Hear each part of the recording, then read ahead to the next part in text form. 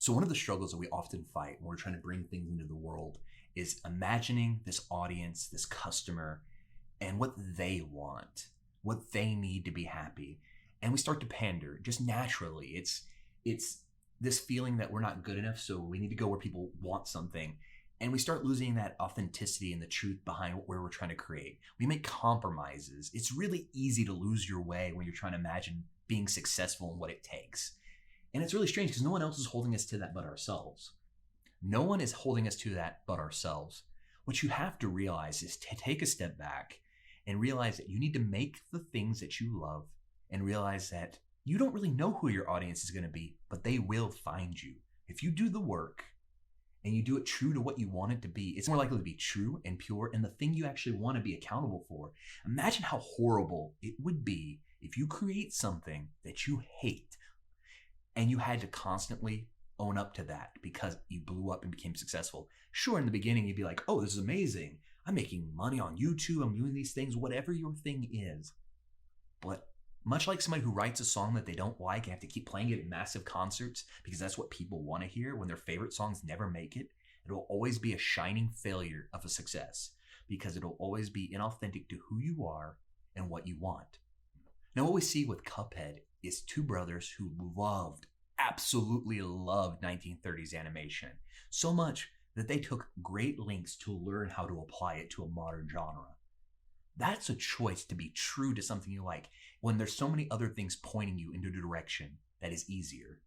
Right. It wasn't just the art style, though. It was also the actual game design itself of the run and gun shooter style of back of the old NES days, like Contra and the arcade games that you used to play.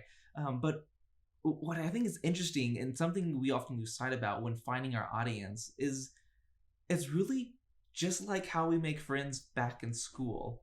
Is if you're trying to fit in, you start becoming something you're not.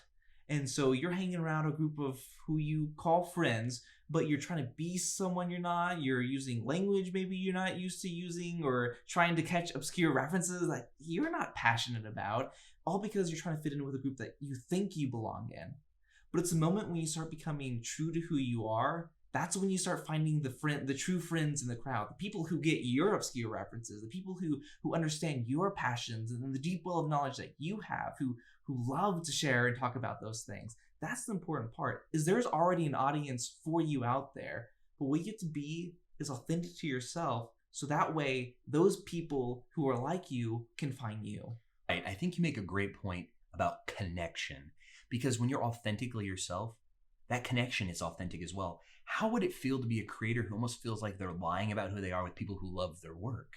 With this, you get more authentic with the passion and the dedication behind what you're doing. When you're seeking to do the thing you want and looking for the audience to fill in the blanks for you instead of you trying to do it in your imagination, what you find is the right people show up. Now, if you were going to a studio and pitching Cuphead, it might have been interesting to think that this game could have so easily been one of the more popular genres of the time. You could have made something like a survival game with mechanics that are completely different, driven by some of that art style, and still probably had somewhat of a hit. What would have been what they known and what they would have done as well? Would they have understood those mechanics? It gets to be that, are you trying to be something because it's popular and because it's what you want?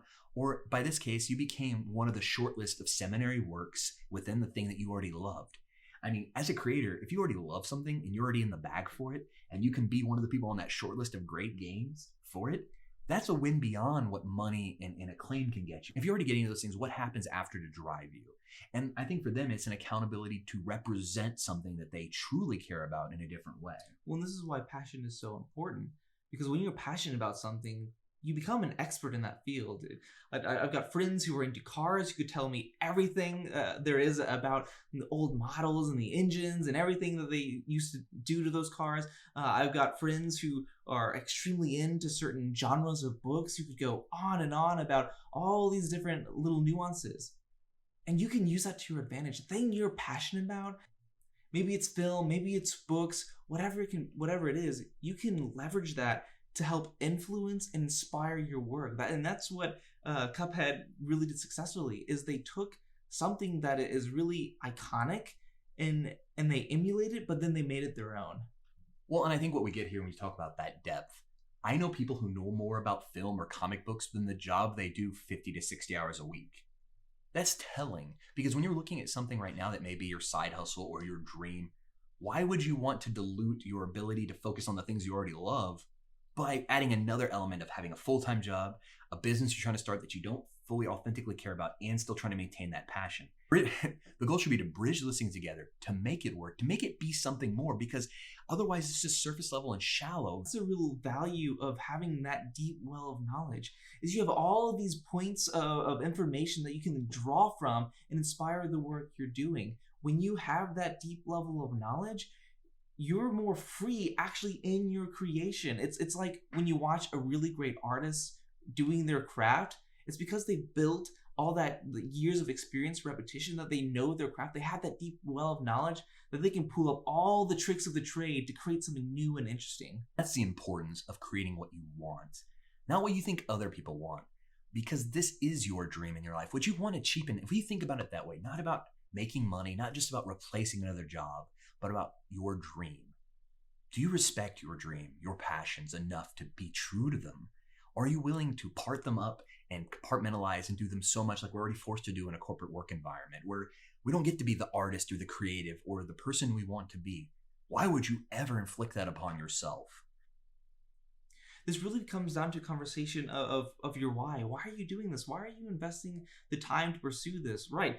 Chances are you're doing this after hours, after you worked a long day of work. You're sacrificing time with your family, with your friends. And if you're going to like you said, cheapen your dream by doing something you think other people want instead of doing what you want, the question is really why? Why would you do that? Dreams are worth it, and to see them come to fruition.